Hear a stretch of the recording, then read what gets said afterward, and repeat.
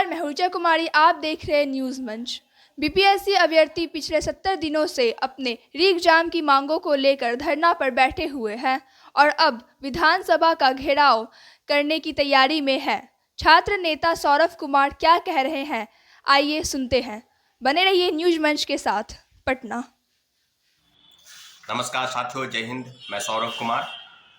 और BPSC 70वीं civil सेवा को लेकर जो घमासान मचा है, आपने देखा होगा कि विगत 70 दिनों से गर्दनी बाग धरना स्थल पर जो सत्य शिक्षा सत्याग्रह प्रोटेस्ट चल रहा है और तमाम राजनीतिक दलों के नेता कार्यकर्ता, बड़े बड़े नेता, चाहे वो पप्पू यादव जी हों, चाहे प्रशांत किशोर हों, चाहे राहुल गांधी जी हों, चाहे कम्युनिस्ट पार्टी के सभी बड़े नेता, सभी नेता, चाहे तेजस्वी यादव हों, सभी ने अपने अपने तरीके से छात्रों अभ्यर्थियों के हितों की रखवाली नहीं की, सिर्फ उनके भविष्य के साथ खिलवाड़ करने का प्रयास किया और अपना चेहरा चमकाने के लिए उनके समर्थन में बस दिखावा मात्र किया।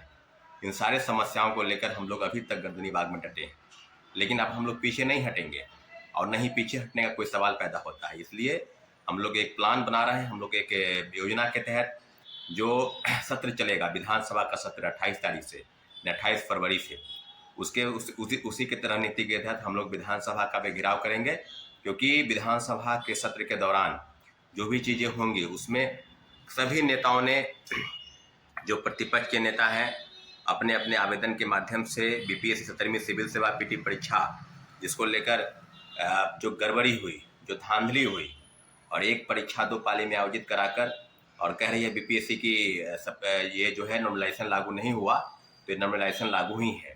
जहाँ तक कि आपको पता है कि 13 तारीख को जो परीक्षा हुई, पहली परीक्षा 13 दिसंबर को, उस परीक्षा में जो पास होने वाले का प्रतिशत है वो मात्र 6%। और उसी पैटर्न पर, क्योंकि जो अभ्यर्थी दोबारा बापू परिसर केंद्र में जो परीक्षा हुई थी उसमें गड़बड़ी हुई और उस गड़बड़ी के फलाफल पर यह हुआ कि वो परीक्षा को रद्द किया गया। वो परीक्षा 4 जनवरी को ली गई और 4 जनवरी को जो परीक्षा हुई उसमें जो पास होने वाले लगभग 19%, यानी तिगुना के आसपास।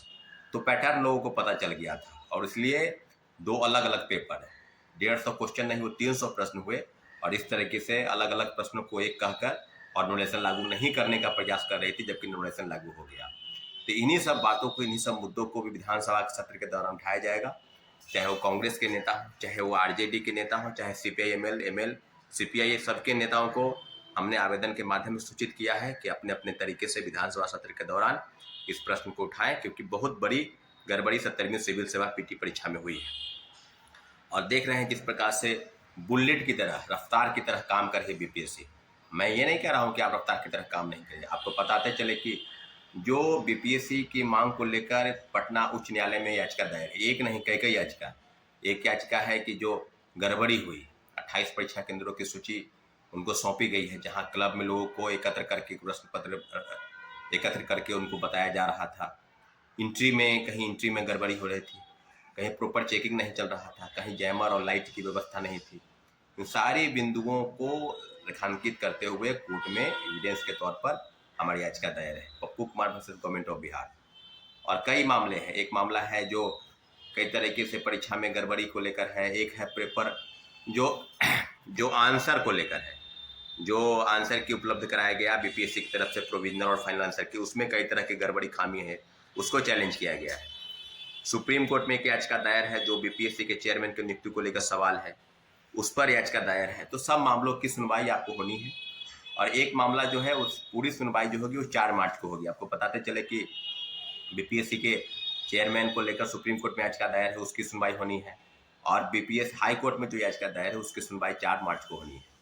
तो पूरी तरीके से हम लोग कोर्ट के आदेश के अनुसार ही काम करेंगे और इतनी जरूर हम लोग को विश्वास है कि कोर्ट हम लोग के साथ अन्याय नहीं करेगी।